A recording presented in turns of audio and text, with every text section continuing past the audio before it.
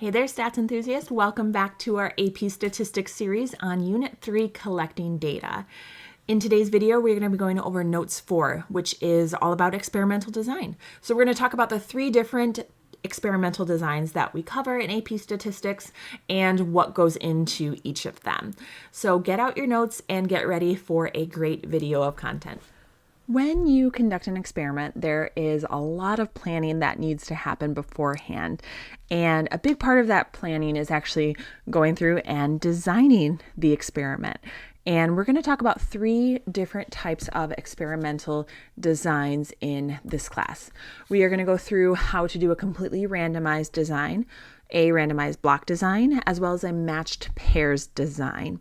Now, before we lay out how each of these designs is going to look in an experiment, we need to talk about the 4 key principles of an experimental design, something that all 3 of these plus any other experimental designs are going to have. And the first one is comparison, the number 1 principle of experimental design. We want to make sure that we are using a design that compares 2 or more treatments. You don't want to have an experiment that where you're testing out a new medication and everyone gets the medication and we'll just see what happens, right? That's not a good experimental design. We want to be able to compare. Okay, you get this new medication and this group doesn't get the medication. Let's compare the responses and see what happens. So we need to compare 2 or more treatments. And in the groups that we are comparing, we want to make sure that they don't differ greatly before our experiment begins or bias can result, right? So our 2 groups, like, let's say, again, we're testing out a new medication. We don't want, okay, all the males are going to get the medication and all of the females are not going to get the medication, and we're going to compare the responses, right? That would be silly. We would have 2 groups that would respond very differently to those 2 different treatments, and it could lead to biased results there. So when we compare 2 or more treatments, we want to make sure the groups we are comparing do not differ greatly before we begin. To compare the different treatment groups, we set up different factors and levels. So a factor is the explanatory variable in an experiment, and it's what's being deliberately manipulated in the experiment. So with our medication, a medication would be a factor in an experiment. Now, a level are the various groups the factors can take. So if my factor is medication, the level might be the dosage, right? So you get 10 milligrams, 20 milligrams, or 30 milligrams, right? So your factor is the explanatory variable, and the level is the different groups that it might take. The combination of those is what's called a treatment, and what makes up our different treatment groups. Okay, so here's an example of what that might look like, just for comparison's sake, right? So if the researcher wants to test the effects of diet and exercise on weight loss, the diet groups is going to have, one group's going to have less than 2,000 calories a day. One group is going to have between 2,000 and 3,000 calories allowance a day. And the other group is going to have 3,000 calories in a day. And then the exercise groups are going to have 3 or less periods of exercise in a week, or 4 or more periods of exercise in a week. And all combinations of treatments will be examined. How many treatment factors and levels are there in this study? Okay. So when we set this up, what are we comparing and what are we looking at? What groups are going to be created from this that we want to study? Well, our 2 factors here are diet and exercise. They're going to be the treatments that we are going to help impose on our subjects here, diet and exercise. Now, for the levels, diet has 3 levels, right? We have the less than 2,000, between 2,000 and 3,000, and then the greater than 3,000. So diet has 3 levels. And exercise just has 2 levels, less than or equal to 3 times a week or greater than or equal to 4 times a week. Now, the treatment is going to be the combination of these. So in one group, one group would get less than 2,000 calories a day, and they would exercise 3 or less times a week. The next combination would be between 2,000 and 3,000 calories and less than 3 times a week. And then the last combination of that is greater than 3,000 calories with less than or equal to 3 times a week. So those are 3 treatment groups.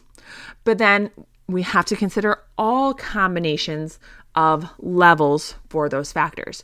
So we also have to look at less than 2,000 with greater than or equal to 4 times a week in exercise, between 2,000 and 3,000, greater than or equal to 4, and greater than 3,000 with greater than or equal to 4 times a week. So those are all combinations of our treatments here. So we have 2 factors, diet and exercise. We have 3 levels for diet and 2 levels for exercise, so 5 levels total, right? Although sometimes it's confusing if you just say 5 levels because you're not sure, okay, how many levels go to diet, how many levels go to exercise. So I like spelling it out, 3 levels for diet, 2 levels for exercise, 5 levels total. And then how many treatments did we have? Well, the treatments are all of the combinations here. So we had 6 different treatments that we used in this experiment. So we are going to compare 6 different groups in this experiment. Okay. Now, who gets to go into what group, right? Who gets to go into what group? That brings us to the second big principle of experimental design, which is going to be randomization. Okay. Randomization, it must be incorporated either in the selection process of experimental units or the distribution of experimental units.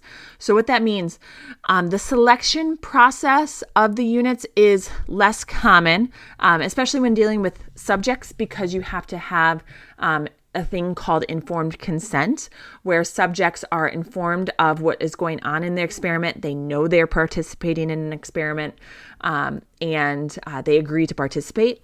So random selection, you might randomly select someone and they're like, you know what, I don't want to be part of an experiment, right? Which could lead to bias. So that's why you usually can only take volunteers to be part of an experiment, because they have to voluntarily say they want to be part of this experiment. When that's the case, then the randomization has to come in the distribution of those subjects or units into the treatment and control groups, which is the most common way to set up an experiment.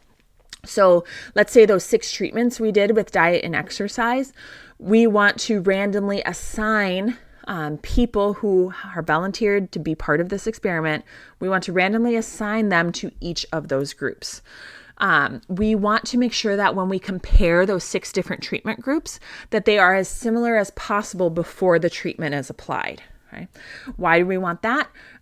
Because as long as all of the subjects, all of the units are similar in all respects before the treatment is applied, measured differences in the response must be due to the treatment, or just like sampling variability, right? The chance of random assignment, which is possible, but expected, so that any measured differences we can attribute to the treatment that's being applied.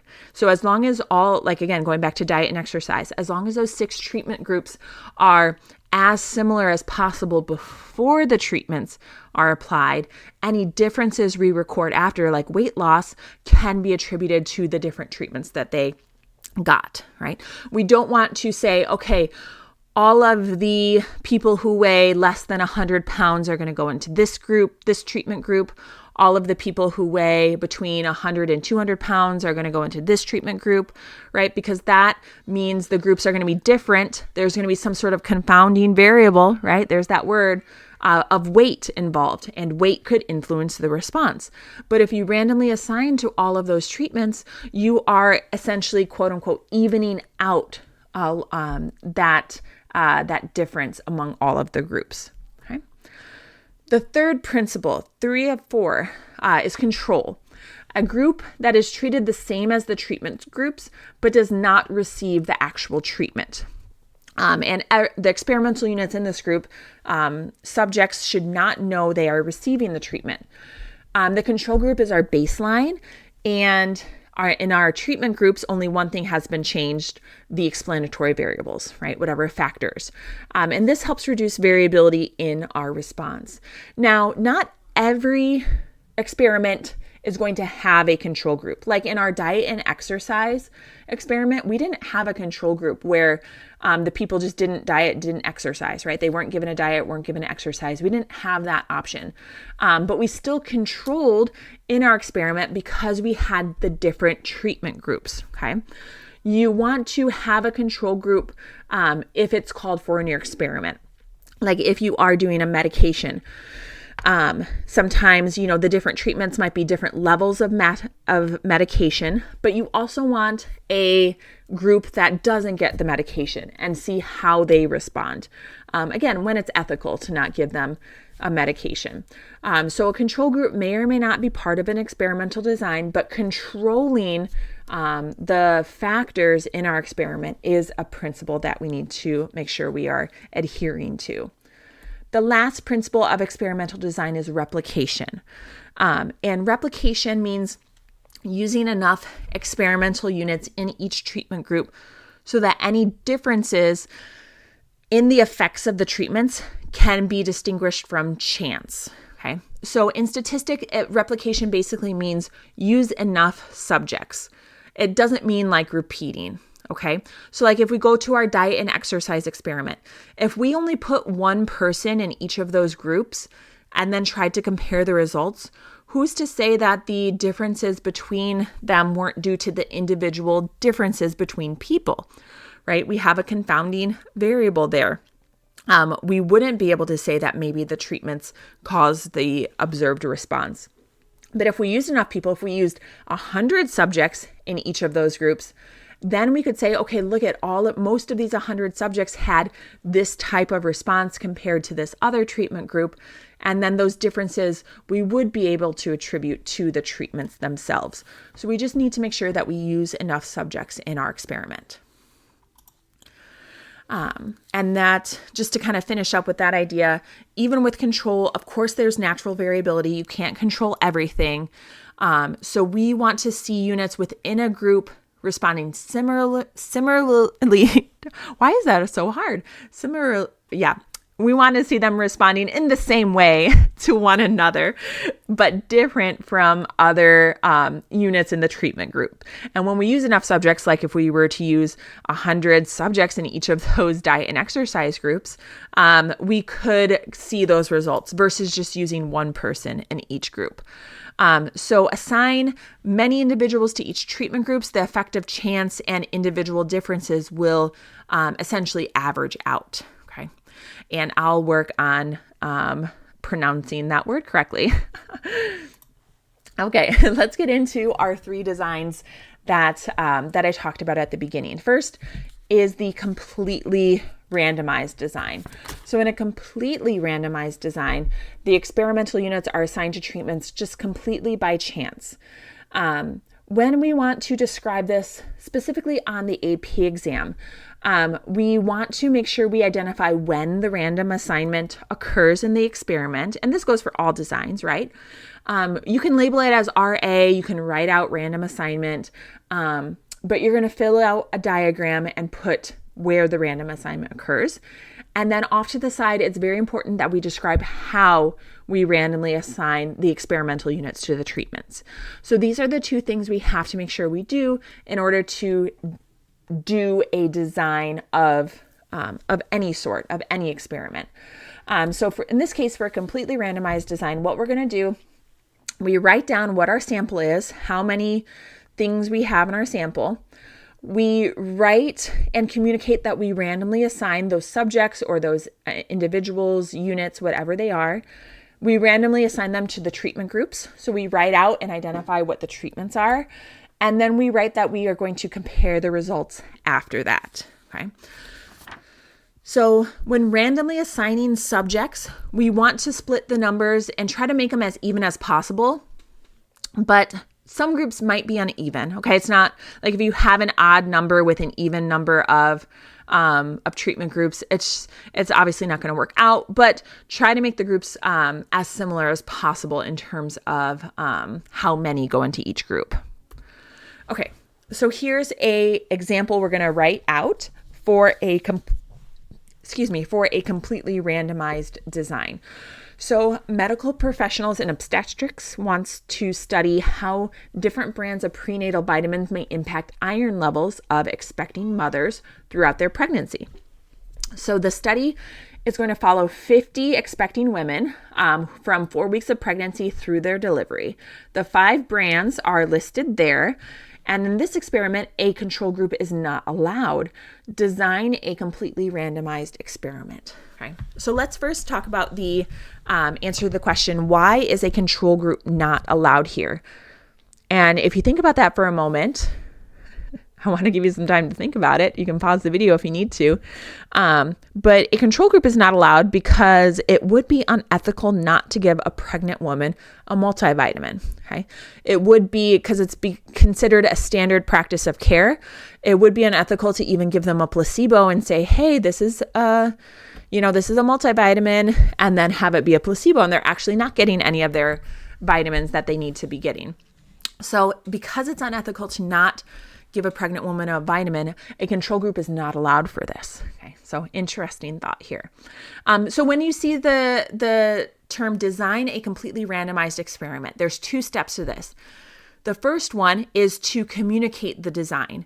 Now, the standard way in AP statistics is to draw a diagram. So that's what I'm going to show you, is draw a diagram.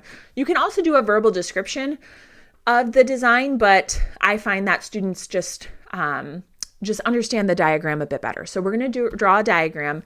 With that diagram, we are also off to the side going to explain how we randomly assign our subjects, which in this case is going to be 50 pregnant women. How are we going to randomly assign them to our treatment groups? Okay. So first, the diagram. We start off with 50 pregnant women. That is our sample. We are going to then randomly assign. So you need to write out, okay, 50 pregnant women, arrow. Now we're going to randomly assign to the treatment groups. And you see I made treatment groups there of our 5 different prenatal types. And in each of those, I put down how many pregnant women go in each group. It works out nicely, 10 in each group here. Again, let's say you had 60 pregnant women and 5 different groups. Oh, well, then 12 would go into each. But let's say you had like 59 pregnant women and you had 5 groups. Okay, one might be a little uneven.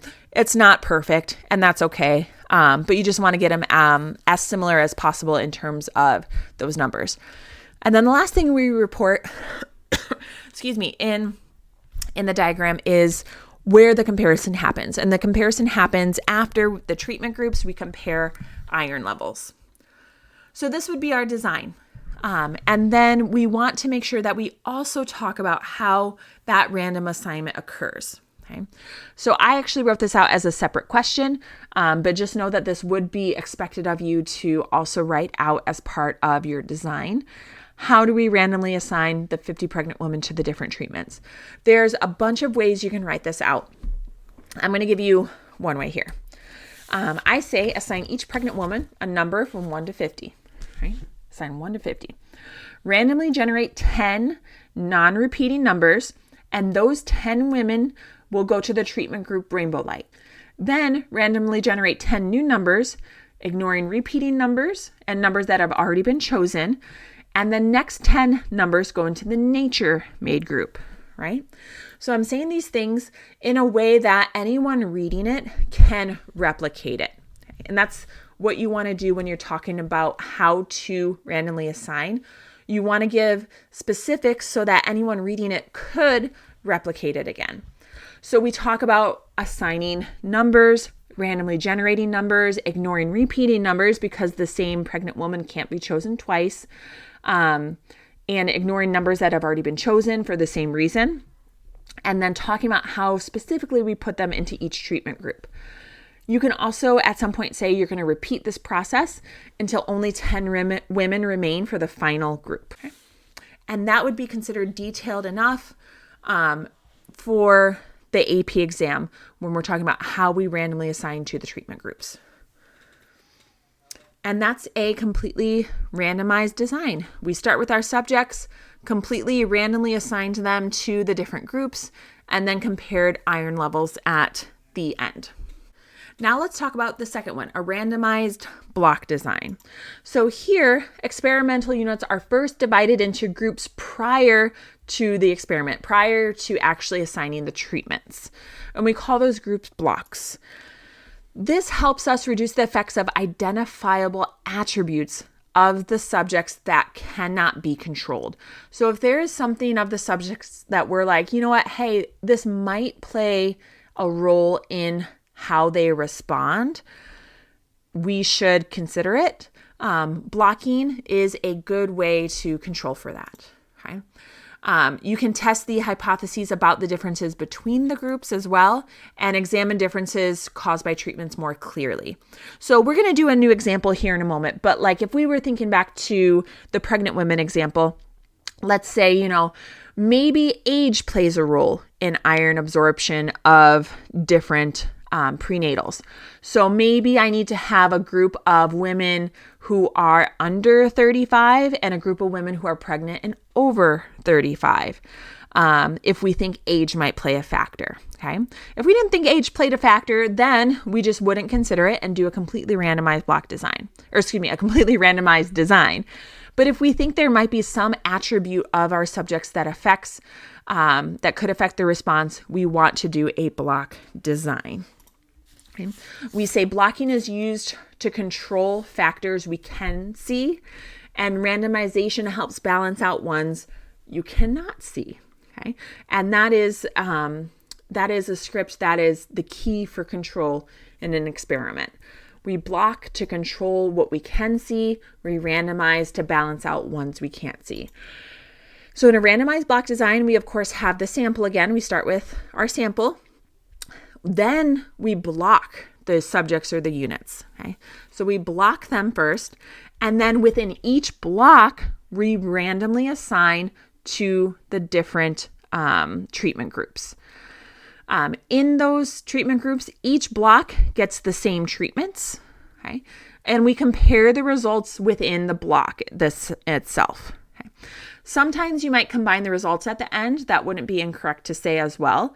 If you just leave it as compare within the block, that would be fine. But I'll also show you how you can combine the results to make a more cohesive conclusion. Okay.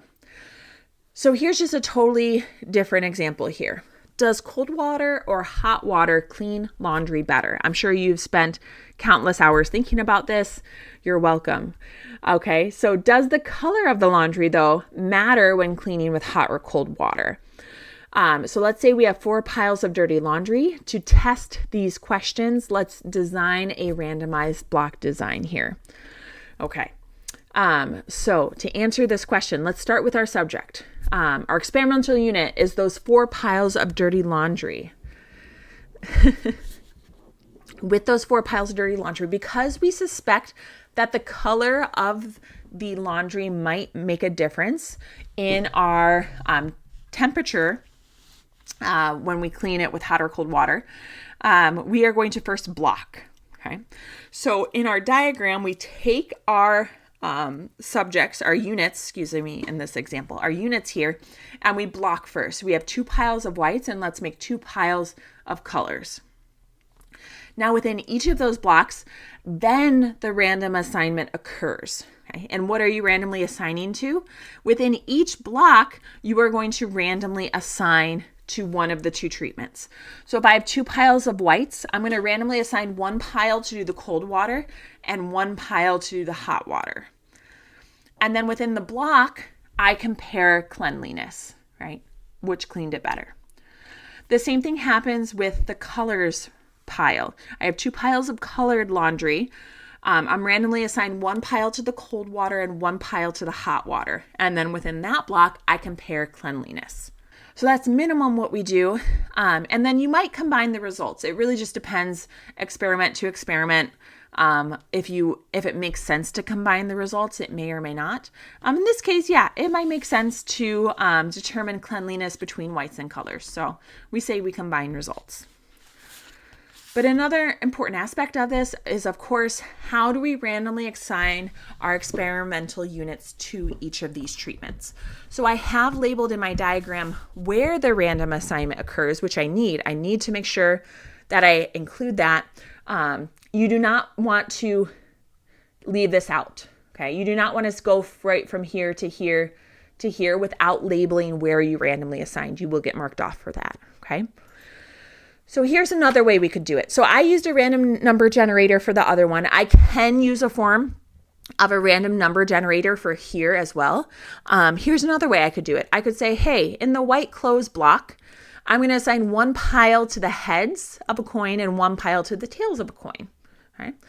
The pile that goes into the cold water will be the pile that comes up on the coin toss. Okay? The other pile will go in the hot water. And I'm going to repeat this for the colored closed block. Okay? So when we randomly assign, we don't necessarily have to always use a random number generator. You can, but we don't have to. You can use coins to randomly assign. You can use, another popular one is like writing down names, putting them in a hat and drawing out the names. Really using a dice, if a dice makes sense. You can really use any sort of probability simulation to randomly assign. Okay. Again, you just want to make it detailed enough that someone could replicate it and someone reading it could follow your instructions and actually do it themselves. And I say that because that's a good gauge of, okay, how much detail do I include in here? You want to include enough detail that the person can replicate it. Right? You don't want to include so much detail, like you don't want to describe like, you know, what a head looks like on a dime, you know, like not crazy detail, right? But you want to include enough that they could follow your instructions. Okay. Which brings us to our last design here, a matched pairs design. And in this design, each experimental unit receives both the treatment and control. Now I say both the treatment and control because those are the two most common in a matched pairs design, is when you have a treatment group and a control group. You might just have two treatment groups. You might have two treatment groups and a control group. You can do a few different other combinations, but the most popular is between one treatment and one control group. Now, when each experimental unit receives both of them, the way we incorporate the randomization, which again is a key principle of any experimental design, the way we include that is by randomly assigning the order that they are received. So we randomly assign the order. Do they receive the treatment group or the control group first? Well, we're going to randomly assign that. And an important aspect of that is that the experimental unit or the subject does not know what they are receiving. They don't know, am I getting the treatment first or the control group first? They don't know which is which. Okay. So one subject receives both the treatment and controlled. That's one way to do a matched pairs. Another way is to actually pair up subjects or to pair up units. And then when you pair them up, you want to pair them up in a way that they are as similar as possible. So if I pair up, you know, two 18-year-old males with short hair, I don't know, like they are as similar as possible in a pairing that makes sense to try to control the confounding variables that may come up. You want the two pairs to be the same so that when you randomly assign one person in the pair to the treatment and one person in the pair to the control, any differences between them can be attributed to the treatment. So you want to make, if you do that, you want to make the pair as similar as possible before randomly assigning treatment and control to one of them. Okay. So here's a way we can do that. Okay. Does listening to classical music improve concentration during a task compared to not listening to any music? So we have a group of 30 student volunteers that will complete a series of logic puzzles. They will complete one logic puzzle by listening to no music and one logic puzzle by listening to classical music. The logic puzzles will be slightly different for each administration of the treatments. Describe and design a matched pairs experiment. Okay. So here, what goes into, we want to test music and the ability to complete a logic puzzle. So we're measuring, I take it, how long it takes them to complete the logic puzzle. Well, there's a lot of factors that go into that, right? Like the intelligence level, do they have ADHD? Is the music going to be distracting, not distracting, right? You could think of a couple different things that go into this.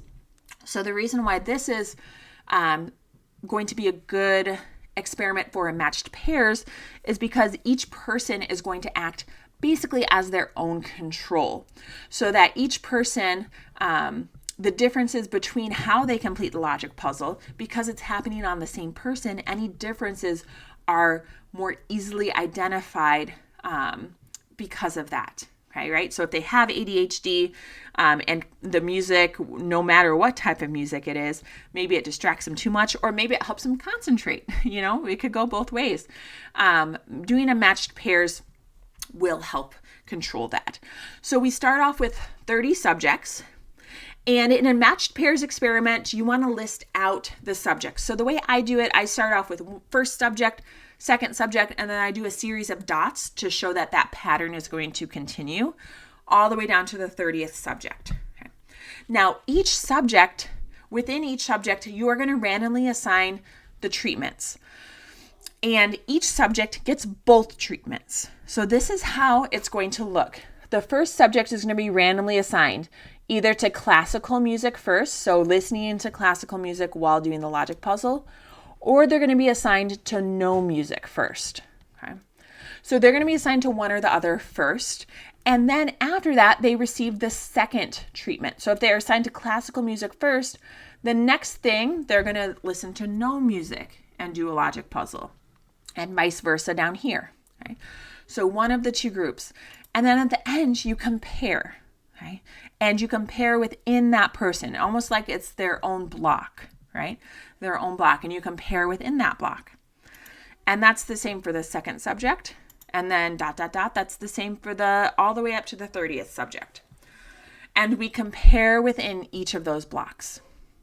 Now you can also write, I kind of ran out of room here, but you can also draw arrows and say combined results at the end as well, just like we did with the randomized block design as well. But I ran out of room, so.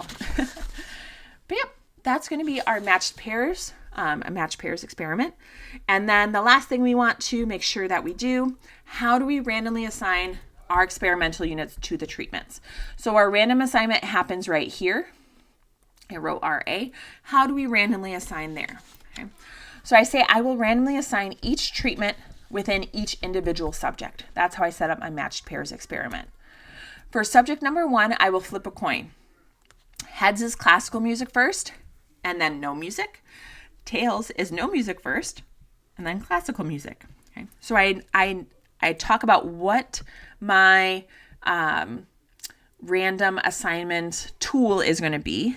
In this case, it's a coin. Again, you can use a random number generator and instead use like 0 and 1. Generate a number 0 or 1. You can say you'll put the treatments in a hat, classical music, no music in a hat, and pull out a slip of paper. A few different ways to do it, okay? But you need to label your tool, your randomization tool. So I clearly define how I label it. And then whichever appears on the coin after it is flipped will be what subject number 1 receives. Okay. And then this process is repeated for the rest of the 29 subjects. So we label the tool, the randomization tool, we say how it will be used, and then we want to make sure that we talk about repeating the process, repeating that randomization, because it is repeated. I just don't randomly assign once. I have to repeat it for each of those subjects. And that brings us to the end of our experimental designs. So again, I just want to reiterate that when you are expected to describe and design an experiment, you should draw the diagram and explain how to randomly assign in your experiment. You want to make sure you do those two things both in this class and on the AP exam. And that's going to wrap up today's lesson on Notes for Experimental Design. In our next and final video of this series, Notes 5, we're going to be talking about the scope of inference. So if you're ready for that, you can jump ahead to the next video.